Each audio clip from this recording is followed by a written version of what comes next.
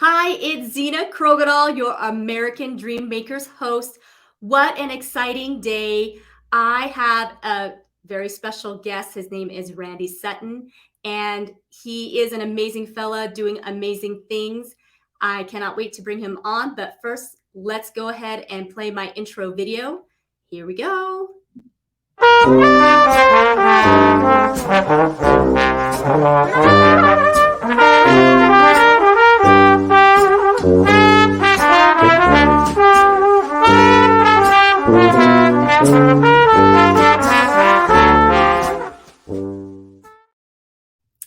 Hello, hello, hello. It is Zena Krogadal, your American Dream Makers host.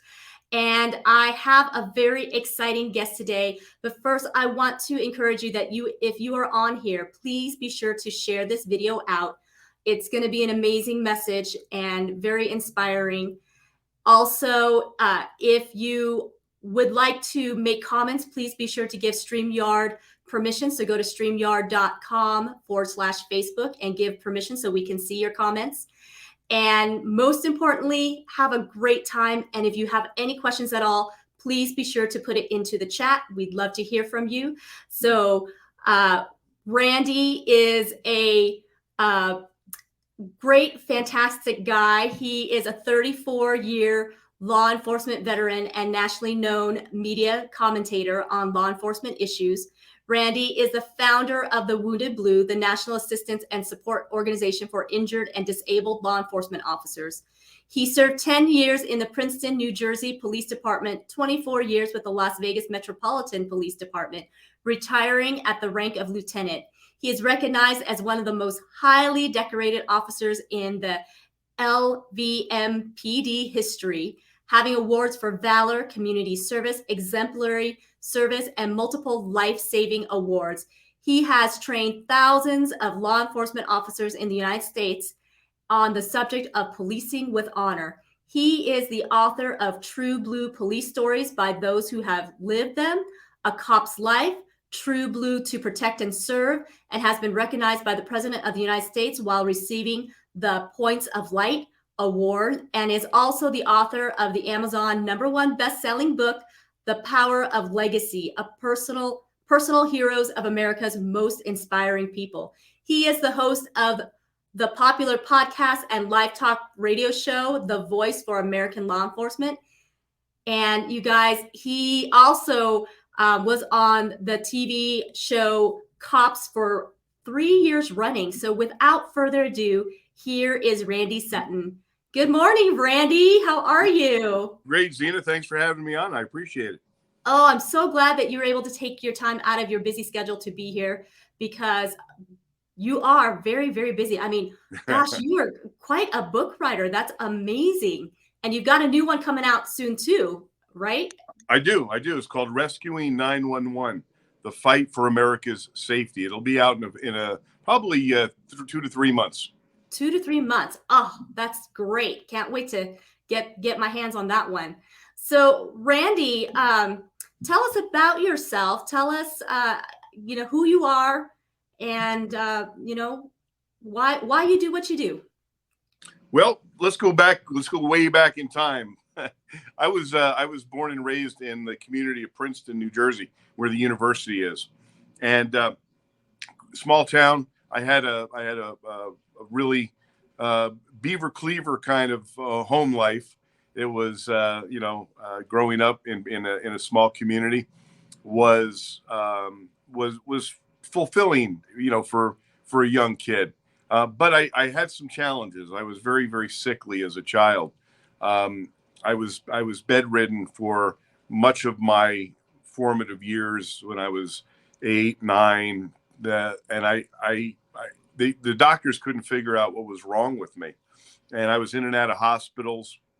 I couldn't really do a lot of things that the kids did because I simply didn't have the energy to do it. So I spent a lot of time in bed being, poked and prodded by doctors. And I spent months in the Philadelphia Children's Hospital, and they never could figure out what was wrong with me.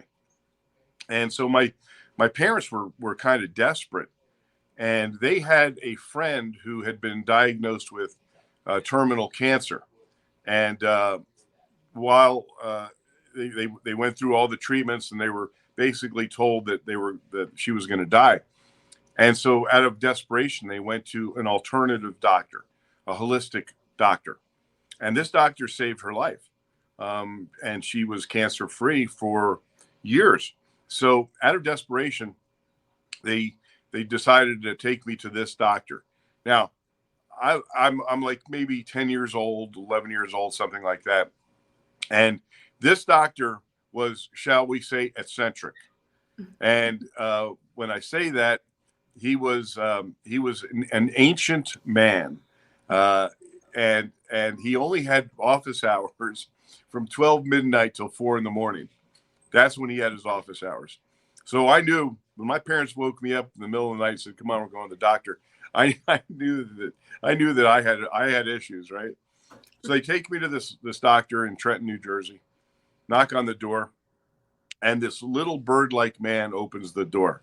And like I said, he was an ancient man, and he ushers me into his office, this cluttered little office. Now I remember I spent months in and out of the most modern hospitals on the East Coast at this time. So here I am getting ushered into this cluttered little office with stacks of National Geographics from the 30s were stacked up. And I looked at his medical degree. It was from the 20s. And he ushered us in. He said, I need a urine sample. He took a blood sample. He says, "I'm going back to my lab. You wait here." Now, he didn't ask me any of my symptoms. He didn't ask me anything. He just took a blood sample and urine sample. And my parents are looking at each other going like, "What are we doing? This is a little crazy, right?" And then he comes out, ushers me into his exam room. And instead of me telling him what my symptoms were, he told me. And he went through the whole litany. He says, you have no energy. You are depressed. Your weight, you get fat. You get skinny. You can't go outside. I mean, he laid it all out. And I'm going, yeah, that's right. And then he told me everything that I eat. He says, you eat cheeseburgers, you eat ice cream, you have potato chips, you have this, you probably have Cocoa Puffs for breakfast. And we're all going, yeah. He turns to my parents. He says, "You're starving your son to death." He's literally starving to death. And they got shocked looks on their faces. I was shocked. He says, "Your son is nutritionally deficient on every level. And what he has is something called hypoglycemia." And of course, I'd never heard of that, nor had my parents. And he treated me. He completely changed my diet. No red meat. No flour, no sugar. All natural foods, and then 72 vitamins a day I had 72. To take for years. And I tell you what, that man saved my life. He completely changed my metabolism. I became healthy. And because of that changed the course of my life for the rest of my life. And I owe that debt of gratitude to that wizened little man who knew more than any other doctor that I ever met. So that changed the course of my life, and it also gave me an understanding of nutrition that, this is back in the 60s. We didn't even know that that we were being manipulated by the big food industry. And so I'm very cognizant of that now, and very cognizant of health, ever since then. But that gave me the ability to grow, and it gave me the ability to be healthy.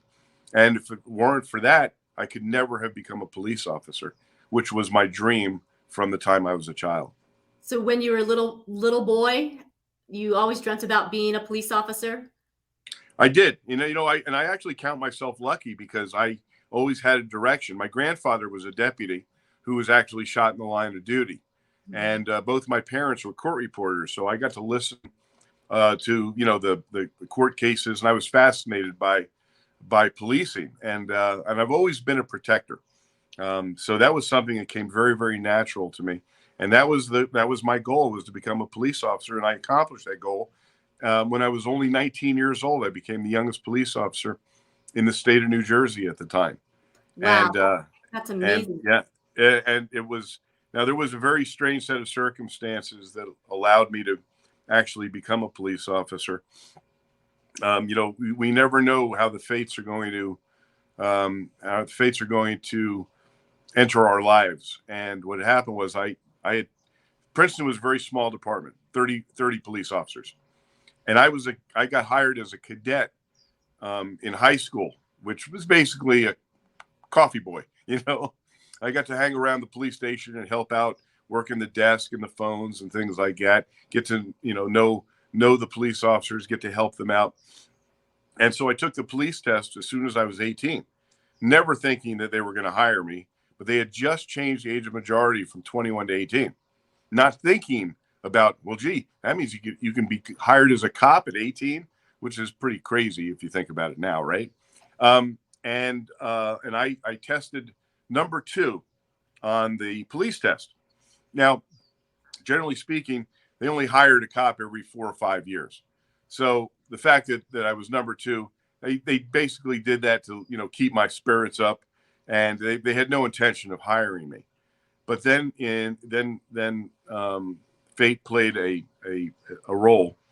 A police officer who I worked with, who was going to retire in a couple of years, we had a hurricane in Princeton, and I was helping out at the desk, even though I was no longer employed by them, but I would stay and help out anyway. Well, his name was Johnny, and Johnny didn't show up for work during the hurricane, and we figured he probably just couldn't get into town because of the trees down, things like that. When there was a little lull in the action, I went down to the locker room, and I found John on the floor, and he had come in and had a heart attack and died. And I tried to give him CPR. I tried to save his life and could not. And that led to me actually getting hired as a police officer. So talk about a bittersweet kind of way to become a cop. Yeah. And that of course, set the course of my life then and there. So I became a police officer. I did 10 years in the state of New Jersey.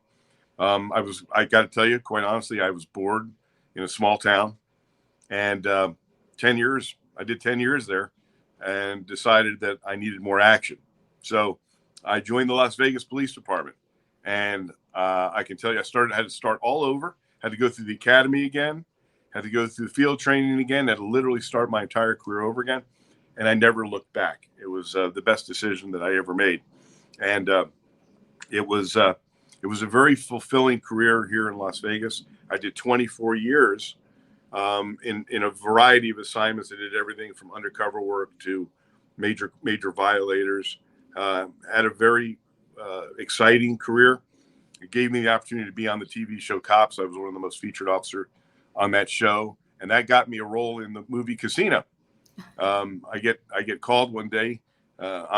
From a casting director, and said there's going to be a film shot in Vegas, and the director wants realism in the part of a police officer. Would you come down to an audition? And I'm always up for a new adventure, right?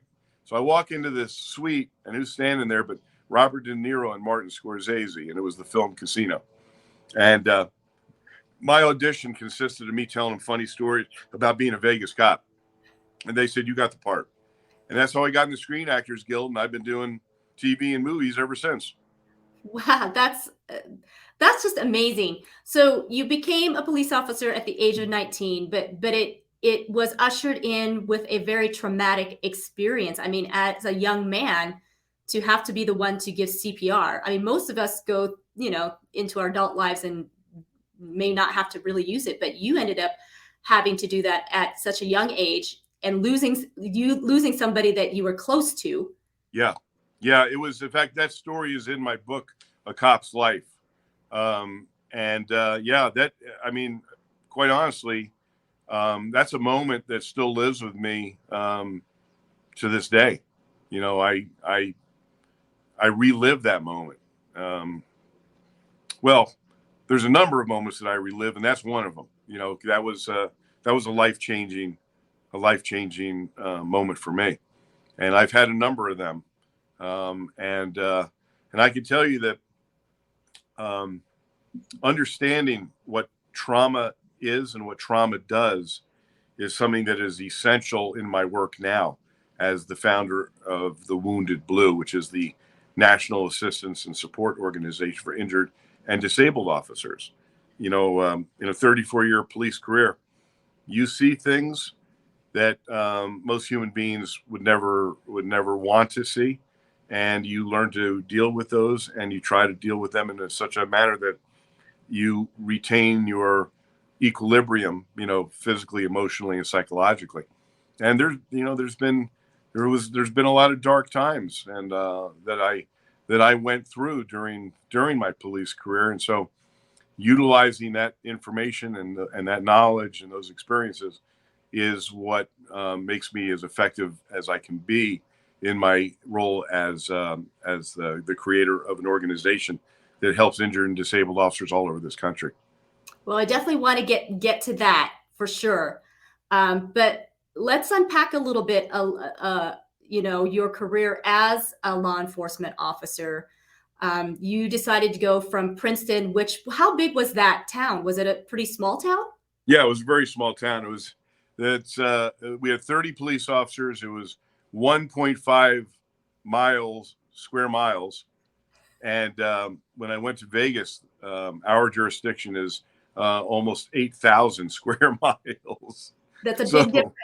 It was a big difference. Yeah. So Princeton was kind of like a Mayberry. That's in fact we called ourselves grin and wave cops because we would drive down the street. Hi, Miss Jones. How are you? Hey, how are you? Kind of thing. But here's the thing. Because you had that experience, you probably learned some extremely good PR, public relations.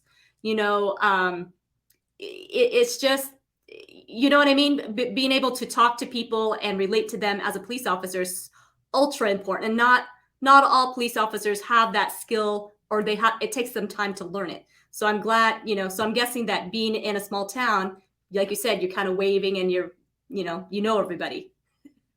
Well, and that's a double-edged sword, because when you grow up in a town and now you're policing the same people that you went to high school with, or the parents of people that you're friends with, that has its own set of issues. So and suburban police officers, small town cops, they don't face the dangers as often as a city cop, or the difference is that you're always in danger. You have a target on your back if you wear a police uniform, and that's never been more true than it is today. But it was true when I began my career as well. It's a dangerous job, and you can get kind of lulled into a false sense of security working in a small town where it doesn't come at you as quickly as it does in a city like Las Vegas, where you have to be on guard 24/7, and you have to be prepared to go into the warrior spirit mode, literally in a millisecond, to save your own life or the life of someone else. So suburban police officers don't get it shoved in their face as much, but that also can make complacency an issue, and complacency is what kills police officers. So you have to maintain that ability to go into your warrior spirit, literally in a heartbeat. Yeah, that's a great point. Someone said, "Thanks for your service and for all you're doing, Randy. Our noble and faithful servant warriors sacrifice and experience so much, and the resources you're providing are critical to their health and longevity." Yes, absolutely. Much appreciated. Thank you. Yeah, thank you so much for sure, Randy. Definitely appreciate your service, and you're correct in that you have to be able to balance the two, being able to have good public relations, but being able to become a warrior in an instant, sometimes seconds. Yeah, exactly. And I'm a commentator for a number of news outlets. I'm on Fox News, I'm CBS, Newsmax. I've been on basically every channel that exists one time or another, because it's important to be able to explain the perspective of policing to people that are rarely given the true the true challenges. So I view myself as somewhat of a translator, because when 15 seconds of video come out on a computer screen or on your handheld phone, and it incites hatred against law enforcement, most of the time that's because nobody's gotten the real story. And so trying to tell the real story and trying to tell the truth from a perspective is important to me. And I take that role very, very seriously. Well, and that's probably why you had a long spanning career and had so many awards. And by the way, I do want to say hello to Sandy. It says Facebook user. You guys, if you want to give a StreamYard permission, let me get that banner up here so you can kind of see that. If you can give StreamYard permission, we can see your names. But Sandy, hello. And then Nate was the one that gave that last one of thanking you for your service and the things that you're doing. Nate actually is a retired commander from the sheriff's office here in town. And so he absolutely sacrifices and served a nice long spanning career as well. So well, let me throw something out to Nate. Nate, and any other law enforcement officer or someone who is acquainted with law enforcement, the Wounded Blue is having an incredible conference called the National Law Enforcement Survival Summit. And it is designed not just for active duty, but also for retired police officers. It's going to be here in Las Vegas, September 26th through the 29th. And I invite Nate and I invite all other law enforcement to check this out. This is the best training in the country. It is. I have the best speakers in the nation on every aspect of surviving a law enforcement career, not just physically, not just tactically, but emotionally, psychologically, dealing with it spiritually. It's there are so many challenges to surviving a law enforcement career with your emotional abilities to move on in a healthy manner. So that's why I created this incredible conference. And I really urge all law enforcement officers to check it out. It's only $295. It's the best training you'll ever receive. We have saved lives with this training, and it's open to all law enforcement and retired law enforcement. And what is the event called again? It is the 3rd annual National Law Enforcement Survival Summit, to be held in Las Vegas, September 26th to the 29th. If you go to thewoundedblue.org and you scroll down, you'll find how you can register for it. There's a few spots left. It's going to be in September. And plus, not only is it an incredible conference, I don't have a conference unless we have fun. So we've got some entertainment coming. I actually have a surprise guest who is one of the most famous character actors in the movies and film industry today, who is a huge supporter of law enforcement. And he's one of the best speakers I've ever seen on inspirational speaking. So we got some really cool stuff happening here. So it's kind of a secret as to who this mystery person's coming, huh? That's right. It's exciting. A mystery. That's it. That's great. So woundedblue.org. I'll put that on here in just thewoundedblue.org. Thewoundedblue.org. Okay, I'll write that on here. And Sandy says, thank you, Randy and Zena, for this interview. She feels so grateful to be here this morning. Oh, we're so grateful you could be here this morning. Thank you so much. I'm glad that you are putting that on. Sounds like a fantastic event that you will be having. And this is the 3rd one you say that you've got going? Yeah. So, wow, that's fantastic. So tell us, so you were on Cops. How did that even happen? Were they just following? I know they followed several different police departments, but Las Vegas obviously has a lot of action. And that's why they came here. So, Cops is the longest running reality TV series. And it began in 1988, I believe. and they came to Las Vegas in 1989. And the way that they choose the officers to ride with, they usually go out on the evening shift, which is usually the most action, and they'll go to a supervisor and say, "All right, who are the guys that like to that are working? Who are the guys that like to get in the action?" And so I was one of those officers. And so they don't just ride with you. They give you a kind of like a screen test, right? So one of the producers will go for a ride along with they go for a ride along with me with just a handheld camera. And the reason they're doing that is they want to see if you're going to act naturally or if you're going to act up for the camera. We've all seen that's always a possibility. So the producer is riding with me, and right out of the gate at 3:00 we get a call, and it turned out to be kind of comical. This guy tried to beat me up with a swimming pool pole, right? It was like 40 feet long, and I couldn't help myself. I was laughing as he's chasing me around the pool, trying to hit me with the net of this pool cleaner. And eventually I talked him down. I got it away from him. And it was just so funny that the producer said, "We're riding with you." And so that wound up to be a relationship that continues, believe it or not, to this day.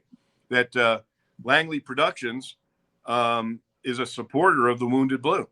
In fact, a strong supporter, and they're actually going to be playing a role by sending some of the cops that are on the TV show to the summit, and they're paying for it. So that relationship still continues to this day, and still is. It's amazing how your pathways in life, you have no idea where they're going to wind up, and so it's really imperative. This is a life's lesson that I'm going to share. It's really imperative to be open to where your life's path is going to take you, and that has proven itself to me very poignantly on more than one occasion, including to where I am today and why I created the Wounded Blue. Wow. You're right. I mean, you don't know what path it's going to take, and I'm really glad that you shared that because when you were a little boy and you were so sick, I would imagine that those years, because it was a few years that you were sick for. Yes. I would imagine that was hard because, as we were little kids, I remember, all the things that you imagined you were going to be and do when you grew up. But when you were little, you barely had the energy to even get out of bed, it sounded like. Yeah. And here's, once again, you never know how things like this are, how your life is going to play out. So because I couldn't play sports, I couldn't go out and play with the kids. And that has its own, set of issues, right? But what I could do and what I did was read. I read. I was a ferocious reader, and so I read books and I let my imagination go. And I never had any formal training to become a writer, but I wound up becoming a writer once again because of the path that was open to me. But only because I was such a lover of reading and such a lover of books. And so that also, because of that had played a major role in my life later on. And then when I had, I told you that there are certain milestones in your life where, they may seem to be some of the most difficult moments, but they open up a different path for you. And I had a life-changing moment. This was I was a police sergeant here in Vegas, and I was on patrol, and it was the evening time, and I was right near the Las Vegas Strip, and I see a car up on the sidewalk and people running around screaming. And I had no idea what was going on, but it's up at a weird angle. There's people running around screaming. I had no idea what it was. I radioed for a backup, got out of the patrol car, and there's bullet holes all over the car. And so I'm looking for the shooter. I don't know if he's still in the crowd. It's a very, very dangerous, dynamic situation. And then somebody screamed, "Oh my God, the baby's been shot!" And I looked down, and there was a 1-month-old baby in an infant seat who had been shot in the face and was bleeding. What had happened was a gang initiation. A car full of gangbangers pulled up alongside a mom and dad who had their little baby in the infant seat, completely innocent of anything, and they just opened fire on the car. And one of the bullets hit the baby in the face. And so I radioed for an ambulance, but when I went down to check the baby, she wasn't breathing. And she's 1 month old. Her head is the size of a softball. And she had a devastating facial injury where the bullet hit her. And I knew that if I waited for the ambulance, that child was going to die. So the first patrol car that got there, I scooped her up. I said, "Get to the trauma center." And I said, "Radio in, we're bringing in a baby that's not breathing." And so the bullet, when it hit her face, all this tissue and stuff went down in her throat and choked her. And I was able to clear her airway, give her mouth to mouth, and bring her back. And because I was literally there within minutes of this happening, the baby had no brain damage. Wow. And in that moment,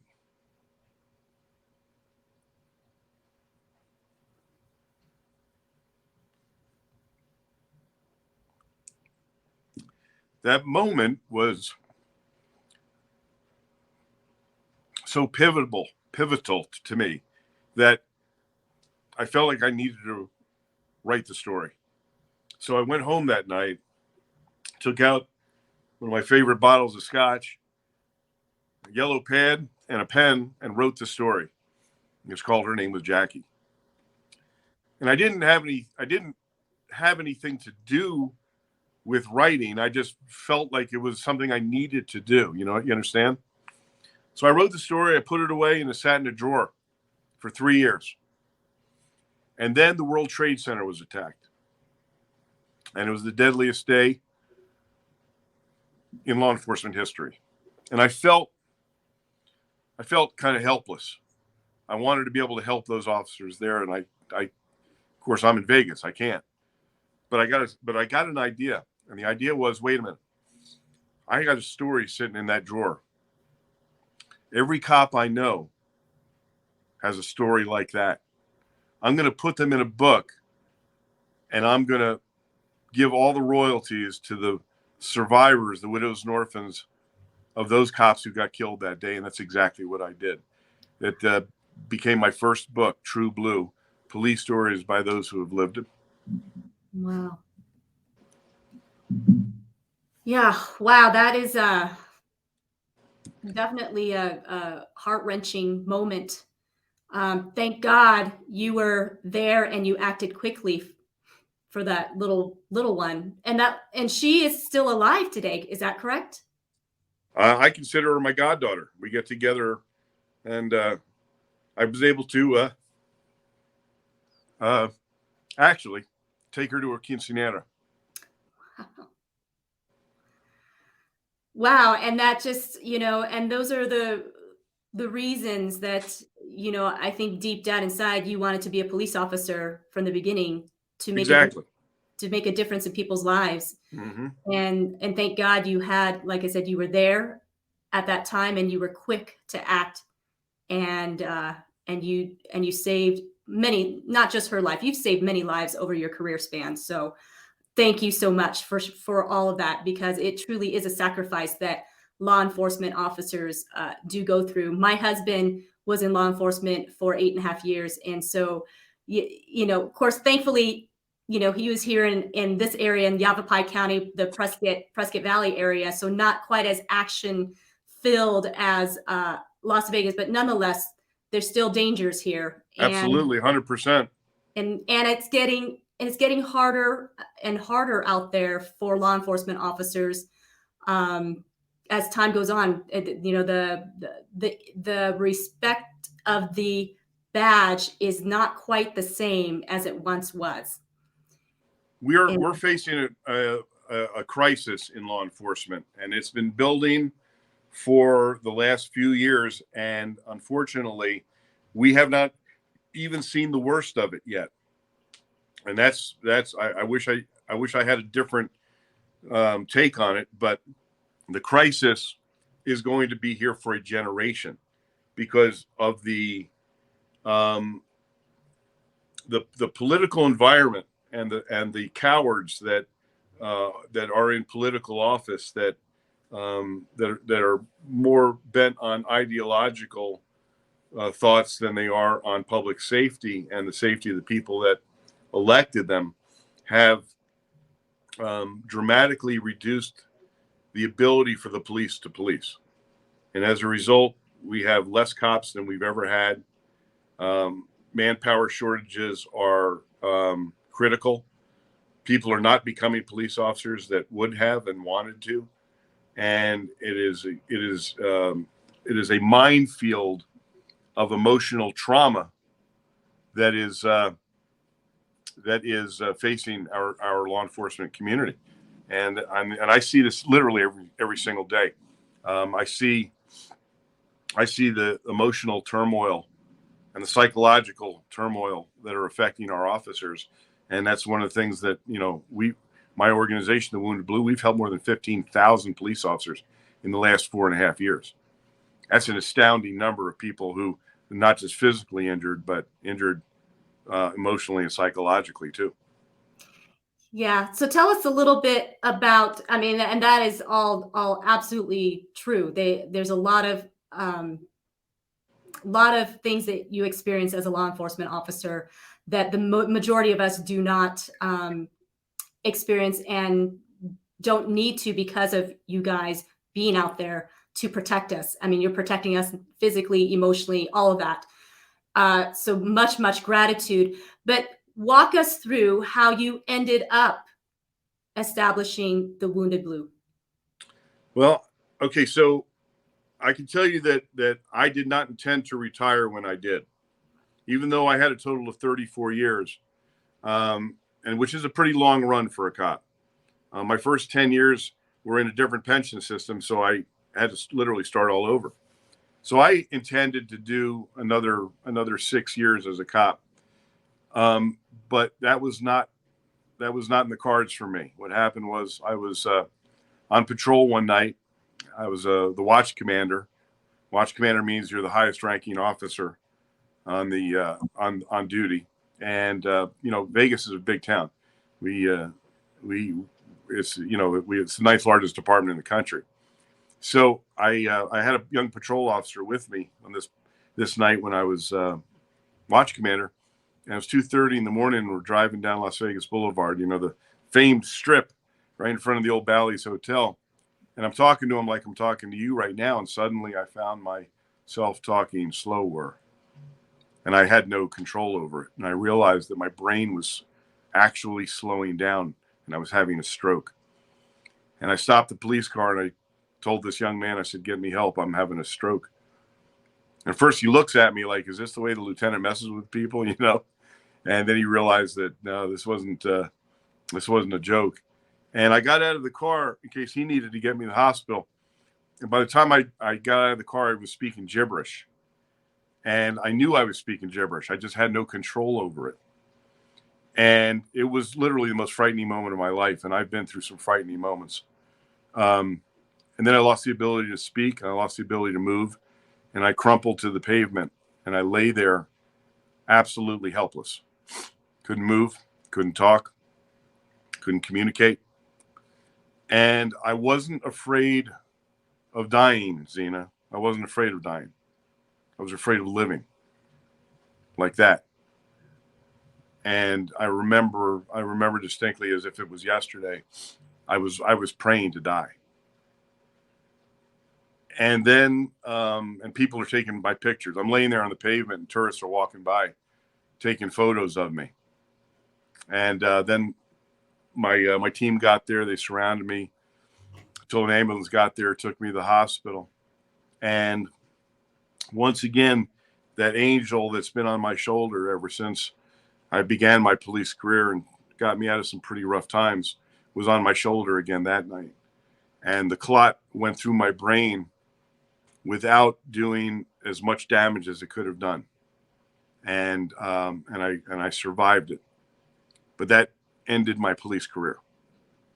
And 3 weeks before that, my mother had died in my arms. And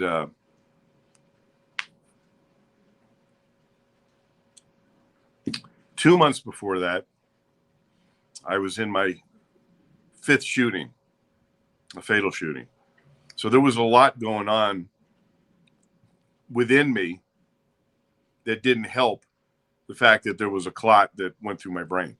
So, the stress, what I was going through, but it ended my career. So here I am. One day I'm a police officer doing the career that I love. Within weeks, I lose my mother. I'm under investigation for the shooting, and then I lose my health and basically my identity. I've been a cop since I was 19 years old, and suddenly that's all taken away from you. And it was rough. It was really rough. And then what happened next was devastating. And that's my own department turned its back on me and said, "We're not paying your medical bills." And I remember being startled. I said, what do you mean you're not paying my medical bills? You have to pay my medical bills. Yeah, but we're not. Fight us. They completely turned their back on a guy. I even went to see the sheriff. I said, "How do you treat me like this?" And he was a guy who I was friendly with. I said, how do you treat me like this, Sheriff? And he said, "Randy, this isn't personal. It's just business."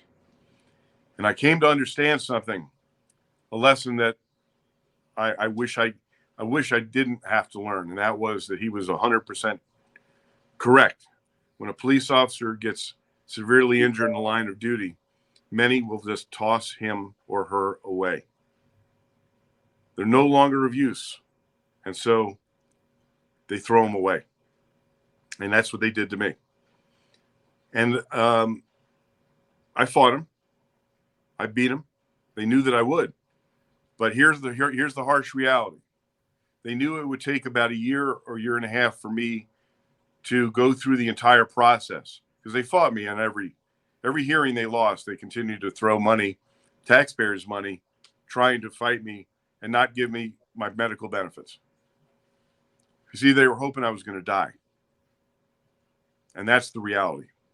And it's happening across America to police officers across America. And from that experience, and from being on TV, and from writing books and being so visible in the law enforcement community, cops started reaching out to me. "Randy, I know you don't know me, but I was shot in the line of duty and they're not paying my medical bills. I feel forgotten. I feel alone. Randy, I was hit by a car. Randy," one after another from different states. And I realized that this is a national problem. And I looked for a national resource, and there was none. Well, there sure as hell is now. And that's what the Wounded Blue is.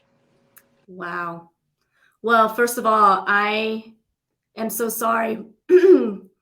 My heart goes out to you that you had so much loss in such a short amount of time. Gosh, back to back. And then, like you said, the hardest thing was that you felt like the family that you had for 24 years betrayed you, turned their back on you, and weren't there for you in your Right. darkest, lowest point in your life. And I can't imagine all the things that you must have gone through in that. Well, and that's, but here again, I thought that this is the worst thing could ever happen to me. I would lose the job that I loved, and my basically, much of my identity was wrapped up in my job, and which is not unusual for policing. But it led me to a path that I tell you right now, I'm doing work now that is more important than anything I've ever done in my life. And the logo, or the tagline of the Wounded Blue is never forgotten, never alone. And we are that blue family that should have been there for them, for all of these abandoned police officers. And so, although, there was a lot of pain along the way, I wouldn't change what happened to me for anything because of the impact that I have now in my new role. And I have a team of men and women. My entire peer advocate support team is what they're called. They're all trained counselors. Every one of them has been shot or stabbed or beaten or run over, screwed up and screwed over. And they continue to serve, and they are truly heroes. They're heroes serving heroes. So, when I look back at the pathway of my life, I wouldn't have changed it. That's beautiful. Beautiful that you share that, and beautiful that you came through that. It just shows what a truly a hero you are, and truly that you had the courage, the bravery to continue on even with your injury. Like you said, you weren't afraid to necessarily die, but you were afraid of living. But you obviously had a purpose. God still obviously had a huge purpose for you. And how awesome that you're able to bless other men and women in blue who are injured on the job. And so your organization helps. You said you've been able to help 15,000 through the nation. Yes. Yeah. We, and that's with a relatively small team. So what we do is we provide peer support for officers who are injured, because, everybody, no one thinks about getting severely injured. We all think it can't happen to me. And when it does happen, we really think that the department's going to be there for us. And some departments do. Some departments are. But there's 17,000 different police agencies in this nation. And everyone has a different workers' compensation system. Everyone has a different administration. And so depending on where you are and the workers' compensation laws, which are different in every single state, will determine if how you're treated, at least with getting medical treatment. Believe me, the horror stories that I deal with police officers who become severely injured and are literally thrown away, and not given the medical attention that they could literally make them whole again. It's heartbreaking. It's heartbreaking, but this is the reality that we have to deal with. And so I continue to be a warrior. I'm a warrior on behalf of other warriors. Oh, so grateful for that too. And I'm so grateful that you're a warrior. And I know I had the opportunity to have gone through a series called Bulletproofing the Mind by David Grossman. I believe it's David Grossman. Dave Grossman is actually going to be at my summit. Oh, wow. Wow. He is a phenomenal guy, and really has helped a lot of people work through, the issues that come up, in serving the way you serve. And so I had the honor and the privilege of being able to go through that Bulletproofing the Mind. And it was a real eye opener. And I remember him talking about how there's really in a society, there's a small percentage of warriors in any given community, whether, way back in, the days of man cave or whatever, that even in that, it was just a very small percentage of warriors. And so the majority of us are not warriors. And so we don't have the warrior mentality. And unfortunately, I think that's part of what the issues have become, is that because the majority don't have the warrior mentality and they don't want to necessarily understand the warrior mentality, they've kind of almost demonized sometimes when you are a warrior, and that's not necessarily the case. The warriors are so important in protecting all of us. And thank God that the ones like you who have that calling do it to your fullest. Like, you are all 100% in. It's amazing. Right. No, you're 100% right. And there's some that call the police that we're the sheepdogs, and the sheepdogs, exist to protect the flock. And that's the way most police officers go about their day. That's what they feel. They believe themselves to be the protectors, and that's a healthy thing to do. Now, what unfortunately, you have some a different societal you have different societal groups which now say if you're a warrior, you're evil. And I mean, I can't tell you the number of police agency leaders or cities that have told their cops, you can't have this training because it's too violent. Well, violence is part of our life, right? Violence is part of every police officer's life. And if you can't, on a moment's notice, be willing and able to take a human life, then you better get the hell out of this job right now. And that sounds harsh to people, but that's the reality. And if you can't, and you don't belong in policing.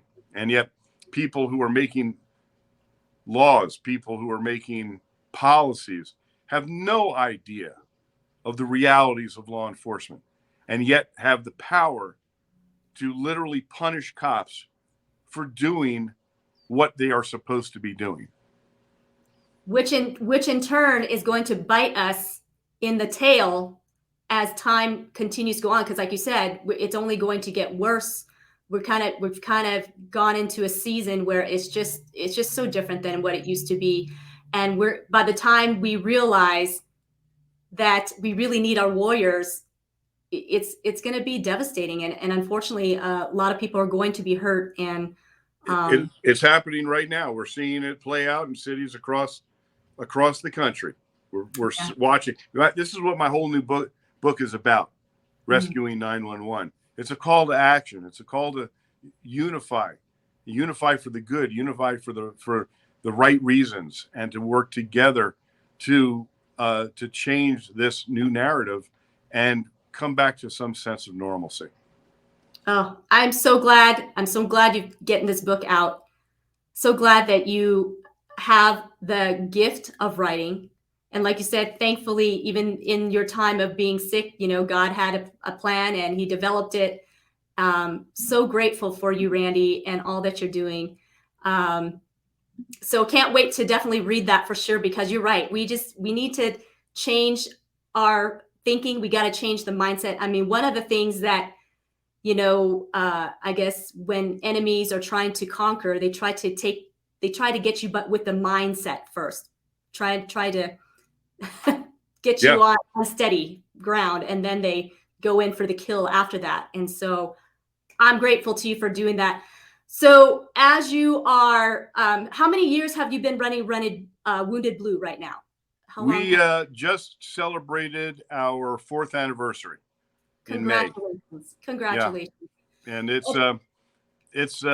oh, by the way, if anybody wants to be notified about when the book comes out, if they go to rescuing911.org, they can just give me your name and email, and we'll notify you when the book comes out. That's rescuing911.org. It's a splash page just for that book. But let's,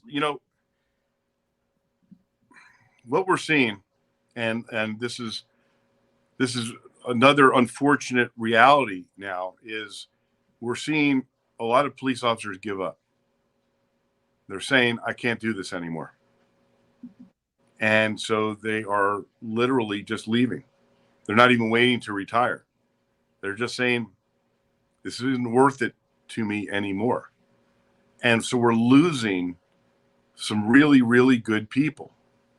And so this is one of the things that's so important that I try to emphasize, is that stay in the fight. You have to stay in the fight when you're in the field. You got to stay in the fight emotionally and spiritually in order to continue to be a warrior. And sometimes it's hard. You may be getting pressure from your spouse to say, don't do this anymore. But there is no more noble career than that of a police officer. And and sometimes you have to take the pain that goes with it, and that's part of being a warrior. Oh, I just phenomenal, Randy, phenomenal. And I'm glad you kind of touched a little bit on, even if your spouse says, it's time for you to hang up the to hang it up, to keep going, because we don't have very many warriors. And I'm glad that you mentioned that, because the support of the spouse is huge.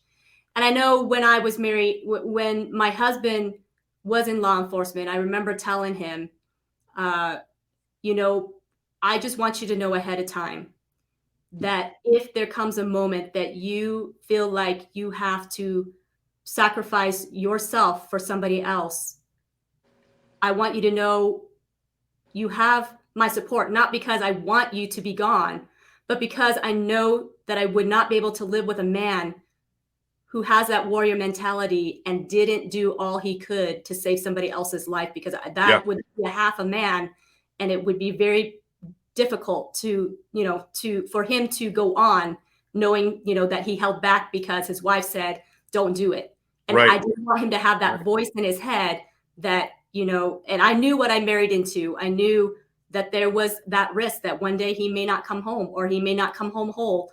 There may be injuries, but it's so important, I think, for the spouse to understand what it is. That's part of the sacrifice. And thankfully the majority of people do come home. There's a lot that there obviously there's more than we want that don't, but it's a tough, crazy world out there. And I'm just grateful for people like you out there. I'm grateful that you have continued the fight. So keep fighting the good fight, my friend. You are doing amazing. I know having a nonprofit organization starting up with small staffing and volunteers is very tough. So if people wanted to get involved, is it okay for them to email you if they want more information? Or how do sure. they get a hold of you? Well, we can't do this by ourselves.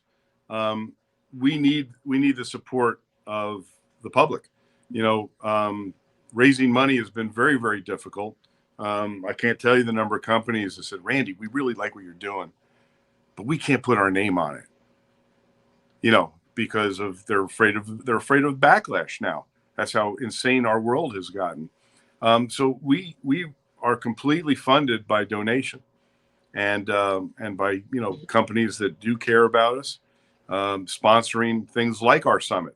If there's somebody that's listening that wants to become a sponsor of the Law Enforcement Survival Summit, or we're actually going to be having a very cool gala in October in Nashville, Tennessee, the Badge and Boots Wounded Blue Gala.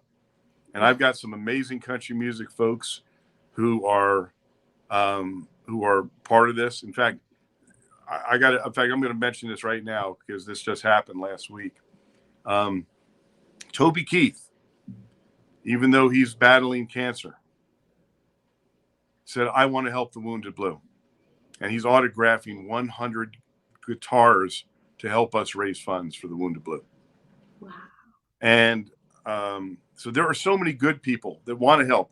I can't tell you how many calls and people talking to me or sending me a message, Randy, I support law enforcement, but I don't know how to show it.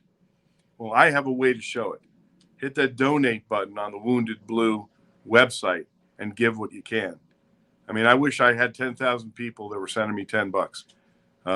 We could save so many more people. So give what you can. If you want to be a sponsor, call me or contact me, Randy@thewoundedblue.org. And if you want to, talk to me about opportunities that you may help, by all means, give me a call.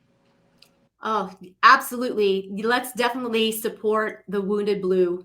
Get this message out there. If you're watching this on the replay, you guys, absolutely get this message out there. This is amazing organization. There's so much to be done. And I know the funds dry up very quickly too. So those that can help, absolutely. And I know maybe not everybody has time or money on their hands, but they might have time on their hands. So absolutely get a hold of Randy too. If you want to volunteer, I'm sure he always needs help for these events. It takes more than 3 people to head up these things. So I'm sure if you have the heart to serve, absolutely get a hold of him and he'll get you plugged in one way or the other.